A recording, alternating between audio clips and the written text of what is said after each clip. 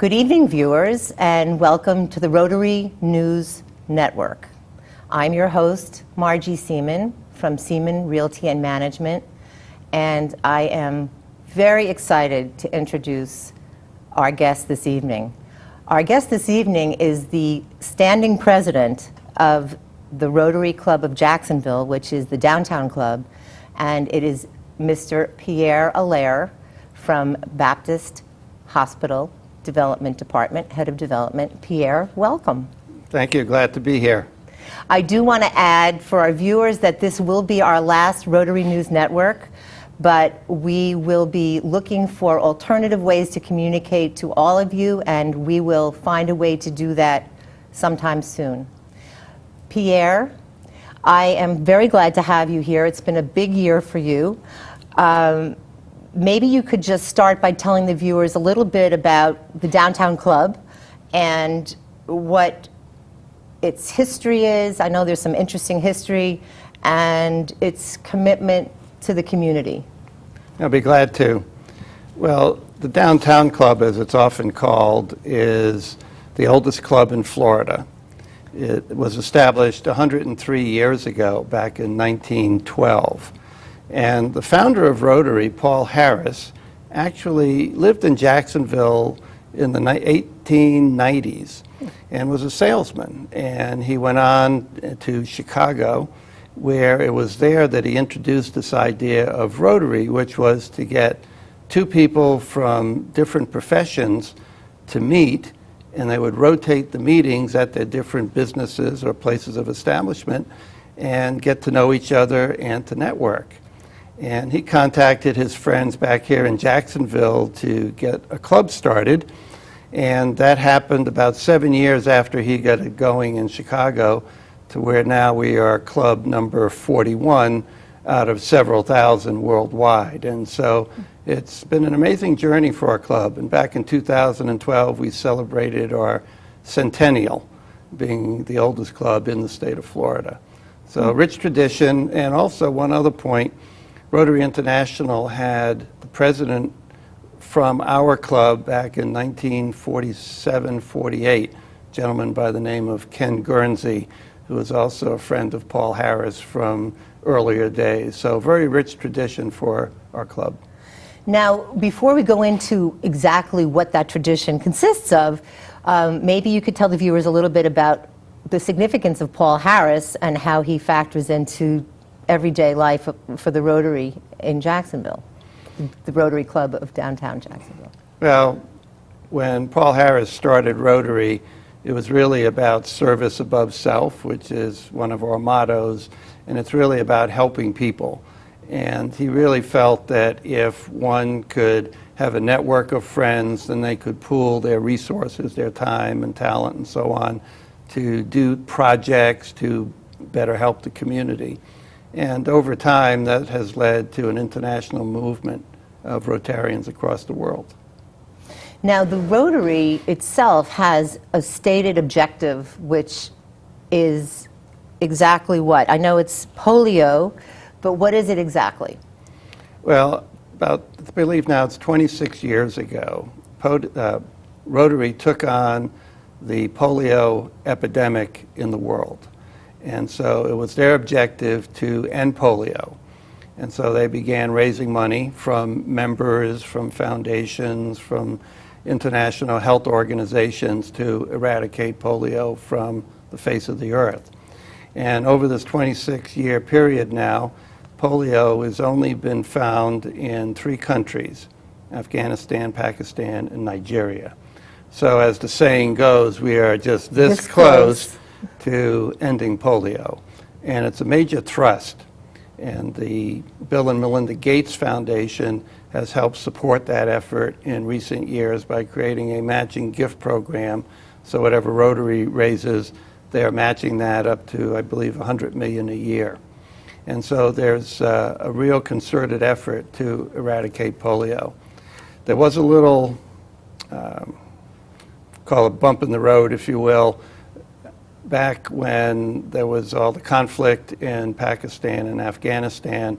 It was very difficult in recent years to get the volunteers to go in and provide the polio drops, the little drops that they put on the tongue of children and young people there.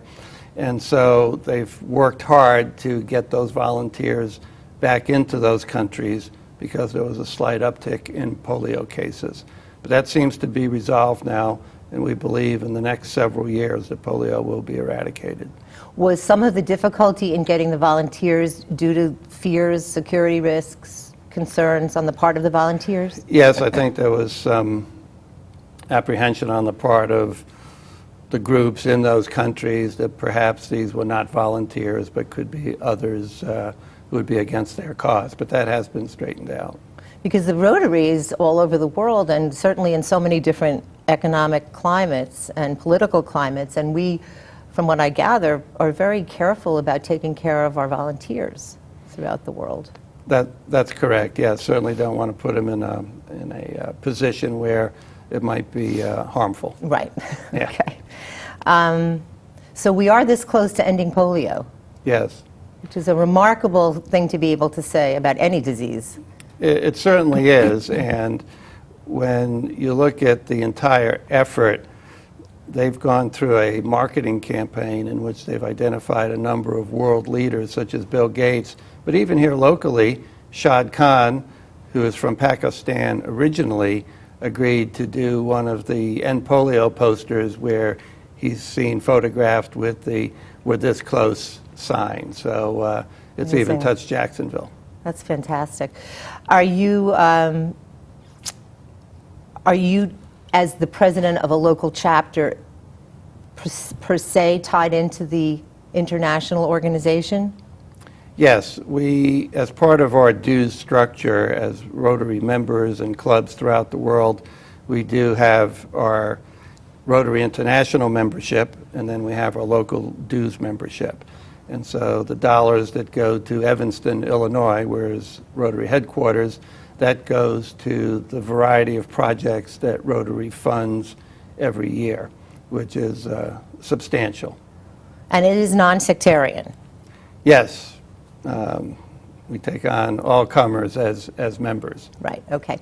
Well, what would you say were, in the course of the last 12 months, what were in your opinion, the top 3 programs that we were able to deliver to our members? And I just want to add, the membership is vast, and on every Monday, the luncheon has over 250 members every Monday, which is a palpable roomful of leaders. But Pierre, with that in mind, what were some of the program highlights for you in the last year? Maybe 2 or 3. Okay. Well, let me say that as president of Downtown Rotary, that's a 1-year commitment. And so that will end just in a few weeks at the end of June. So at the beginning of the year, I did ask our program committee to highlight programs in 3 areas, which would be health, education, and then community. And so that committee identified, selected, and helped bring programs in those 3 categories. Now, when we talk about what are my 3 favorites, I do have to be careful because we have really good programs. Yes, we do. Every week. But there's 3 that stand out in my mind. The first is the one we had on October 20th, which was our Rotary Day. Rotary International asked all clubs throughout the world to pick one day during the year that it would call its Rotary Day, in which you would highlight your Rotary Club to the community to let the community know what you're doing. And so we chose October 20th, and we invited President-elect nominee of Rotary International, a gentleman by the name of John Germ from Chattanooga, Tennessee. And he came down and spoke about the End Polio campaign because that was part of our emphasis. He also had with him Aziz Memon, who was the chair of the End Polio Pakistan campaign. So he's a Rotarian, Pakistani businessman who was in the country, in the United States at that time. So we were able to get both gentlemen to speak to our club about the End Polio Now campaign. Another one that was quite interesting and has been in the news lately is UF Health. As you know, there's quite a bit of discussion going on in Tallahassee about the LIP Funding. program, Low Income Pool. But Russ Armistead, the CEO, gave us a presentation back in August, before all of this was in the media, about what UF Health meant to this community and the fact that they are a trauma center and certainly what's called a safety net hospital. Very interesting program. And then we've had a number of others on the business side, economics, and so it's been a good year. And today's program in particular, what's called the USO PAL Day, where we brought in military personnel and officers to recognize their duty to our country. And our speaker is one of our members who's a general in the Army, retired, who talked about some of his work fighting Al-Qaeda. Right, and he's not really retired because he keeps attending monthly meetings to, I guess, participate in strategy over in Afghanistan. Still. That's correct. He's part of a think tank, but militarily he is retired Yes, and officially doing he's consulting. retired. Yes. Well, it's interesting because you were talking about the health, the education, and I can't remember the third one. Community. Community. But it seems that each of those programs is a combination of all. Yeah, they can be. There can be a lot of overlap. One other program that I just thought about was Stephen Stack, who is the president of the American Medical Association, and just talked about community health and the Affordable Care Act, some very interesting topics to our business leaders in the community. Great. Well, what makes a great leader? I think you're a great leader. Well, thank you. But what makes a great leader? I think a lot of people would have a variety of definitions. I'm sure they would. I do think passion is part of it, really believing in the group that you're leading, whether it's on the business side or a volunteer organization, that passion, enthusiasm is really important. Obviously, we talked about this earlier, but character, being honest, having integrity, those are all important features that people do look up to and admire. And one other part of it is, I think, being a good public speaker in many cases is a good leadership skill to have. That's interesting. But how did you get involved in the Rotary originally, Pierre? Well, I arrived to Jacksonville in 1995, 20 years ago, as Vice President for Institutional Advancement at the University of North Florida, which is running the foundation. And part of my responsibilities included external relations. And so the Rotary Club had 2 seats for UNF members, so the Dean of the Business School at the time, Earl Trainham, and myself were the 2 designees from UNF to be in Rotary. And it was the first real club of this type that I'd ever belonged to. And it's been a great experience the past 20 years. I really have enjoyed it. Do you think that a president in a structure as organized as Rotary International has flexibility to shape their year and put their imprint on it? Yeah, you do have some latitude to set up your plan, your vision. And I had roughly 18 months to get ready for that. Really? How is that? Well, when I was made or nominated as president-elect nominee, that was in December of 13. Okay. And so then I started attending board meetings for those 6 months. Then I am president-elect for a year, then president, and at the end of or beginning of July, I'll be immediate past president. And so you really have a lot of time to think about what it is that you want to do. Plus, our club does send its president to the International Convention.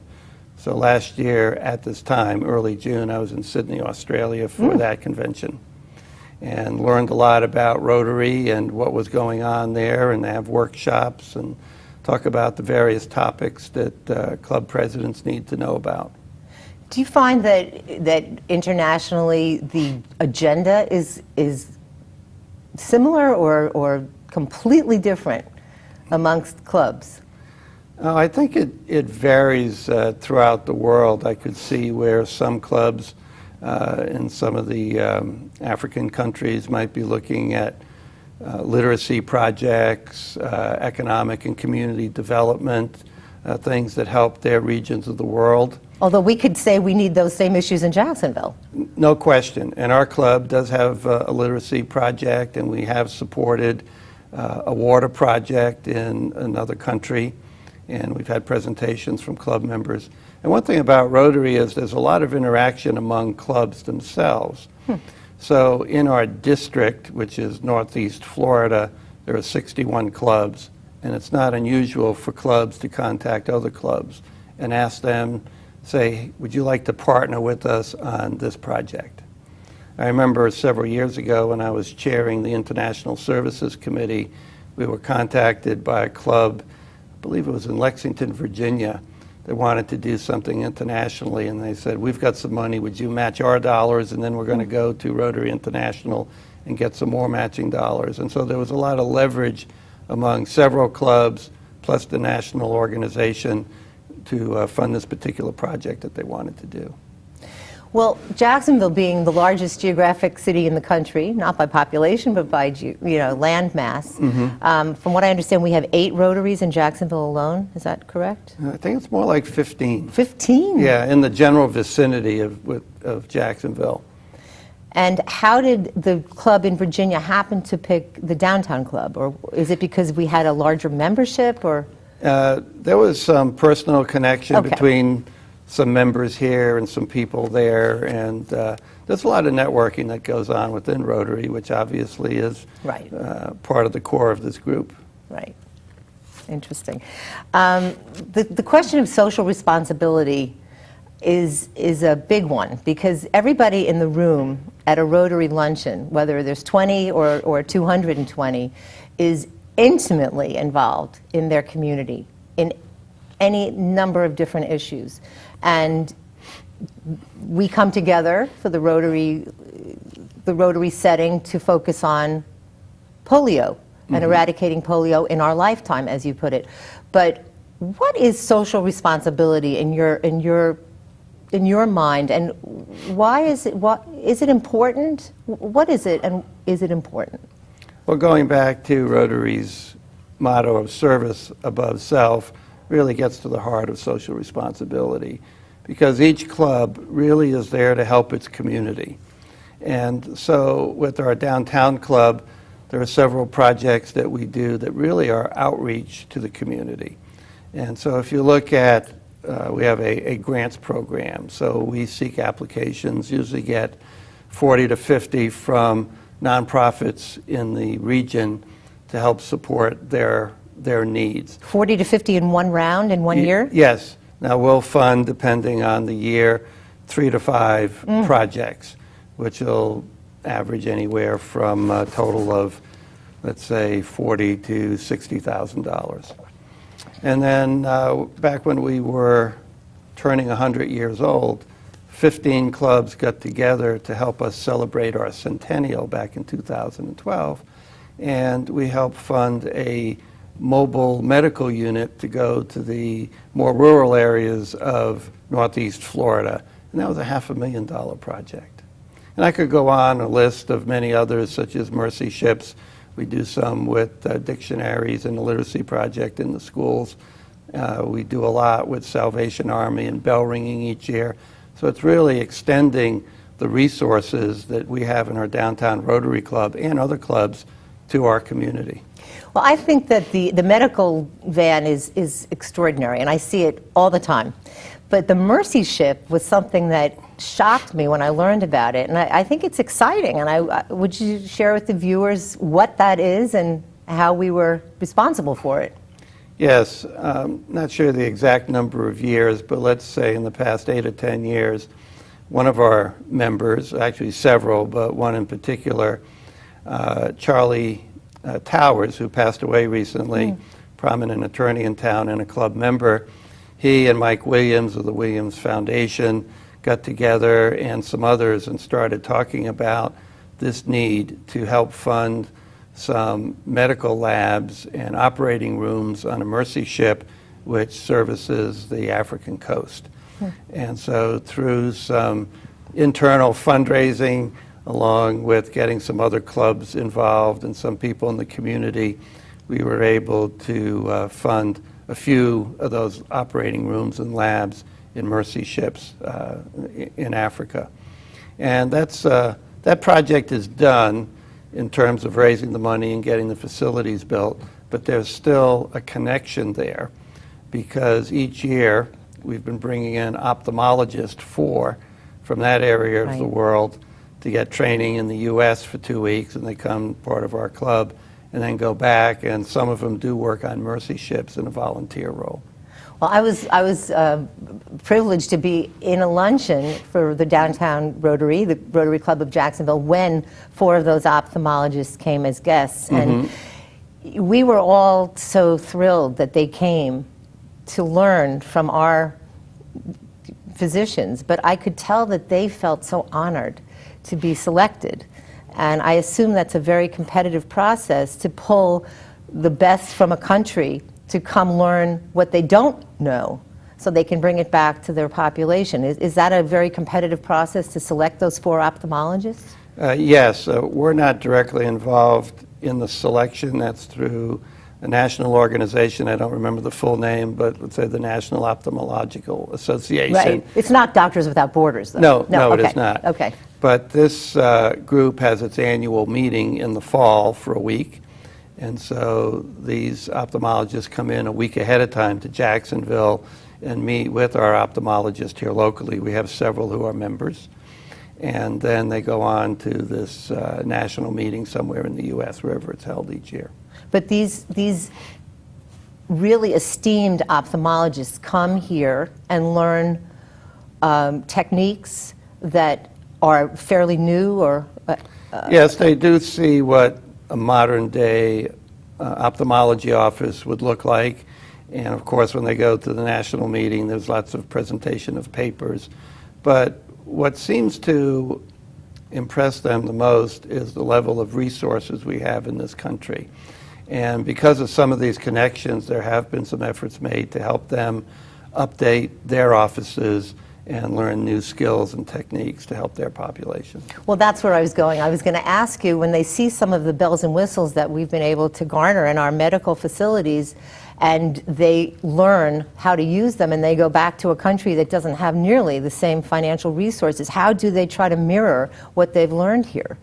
Well, I think they just try to do the best they can, but certainly the connections that they make has resulted in some equipment being shipped there and these techniques. And then with the internet age, being able to now have contacts in this country to say, hey, I've got this case, what do you think? This is what I'm thinking about it. And so that does facilitate enhancing medical care. Amazing. Now back to the Mercy ship for a moment, because it's just so fascinating to me. There is one Mercy ship, right? I think there may be more than one, but I'm not positive on that. Okay, but they're dedicated to the African coast. Yes. So if there's an emergency in Haiti or an emergency elsewhere in the world, can they be deployed? I believe they can move around some, but they do have specific areas that they go to, and so the general population knows that They can rely on it. yes, and then the physicians in those countries know that if certain medical procedures need to take place, that when Mercy ship is in port, then they can go ahead and have that procedure done. So it's like a floating hospital. It and really they have is. to line up their operating rooms and anything else that they do related to medicine. Now, while they arrive in the port, do they continue the mission of polio eradication as well? That's really not part of what they The do. Mercy ship, okay. Now, they may do something with polio, but that's not the effort there. Okay. I was thinking about your successor, and I wondered if you wanted to talk a little bit about him, because he was unfortunately unable to be here with us today, and I know he really wanted to be. But the context that I would love you to address is the fact that you are a highly efficient and accomplished leader, and yet the social issues that we are dealing with in our organization are not time stamped. They are ongoing, sometimes for decades or generations. So you can't really close the the Pierre Allaire chapter and it's all done. It's a dynamic that continues on. And so do you pass the baton with the continuing agenda to the next president, or does the next president rewrite the process that he's in the midst of for the Rotary? Well, there's certain areas of our club that are fixed in terms of what we do with the charity dollars that we have and our mission there. But each president does have the ability to shape their year, whether it's with programming, projects, and so on. And our incoming president, former Superintendent John Fryer, is leaving this week for Sao Paulo, Brazil, where he will experience the international conference similar to what I did last year in Sydney, Australia. Great. And the year after that will be in Seoul, Korea, and then be back in the U.S. Every 4 years it's in the U.S. Nice. And it'll be in Atlanta. So John Fryer has picked his committee chairs for next year. He's working with the program committee to provide them direction and really formulating his strategy for what he wants to accomplish. And I'll be very supportive of what John does as immediate past president. And as you have pointed out, you had about 18 months to think about the kind of tenure that you wanted to bring, and I guess he's been in the same mode for the last 18 months, thinking about the year that he wants to imprint, starting July 1st. Right. And you can well imagine with John's background as former school superintendent in Jacksonville that education's important to him, but also community issues. And when we talk about social responsibility, as you know, I'm with Baptist Health and their foundation, and Baptist does a great deal with this community with social responsibility, working with lots of nonprofits. Absolutely. Absolutely. Well, here's a funny question, but at what time in your life did you realize that you are the one to get it done? This probably would go back to when I was in my mid-20s. I started out as an academic teaching biology and had an interest in birds and ecology. And I was at a small college in Kentucky and wanted to start an Audubon chapter because there was none in eastern Kentucky at all. And so I met with the college president at the time and I said, I'd like to do this. And he said, well, I'll help you get started, but you need to get it going. And it was really at that point that I thought, okay, he's offered me an opportunity, but I'm going to have to really be the one to drive this process and get it accomplished. And within 6 months, we had an Audubon chapter and went on for a number of years. Wonderful. Well, we have about 1 minute left, and I thought it might be a nice time to talk about, you go back to your 20s. We have an organization that has a lot of senior age members and a lot of younger folks coming in now because they want to be a part of the excitement of really changing the world, the face of the world. So we have a young Rotary called the Rotaract. Yes. And maybe you could just quickly address that before we sign off. Well, Rotaract is a group of young professionals, and they meet every month, and they're really the upcoming Rotary members of the future. So it's a great group of young people. Does each Rotary Club, I'm sorry to interrupt, does each Rotary Club in Jacksonville have a Rotaract, or is there one Rotaract for the city? No, there is, you can have as many Rotaracts as you can help support. Okay. But I believe in our district we have about 4 or 5 sponsored among several of our clubs. All right, well, Pierre, I want to thank you. It's been an honor to be part of your leadership this year and just a member in your organization. I hope that you go on to do incredible things, as I'm sure you will. And I just want to thank you for being a guest. Okay. And I want to wish you all the best. And I want to say good night to the viewers, and we will see you sometime soon. Thank you. You're watching Public Access on Xfinity 99, exclusive programming for Jacksonville Xfinity subscribers.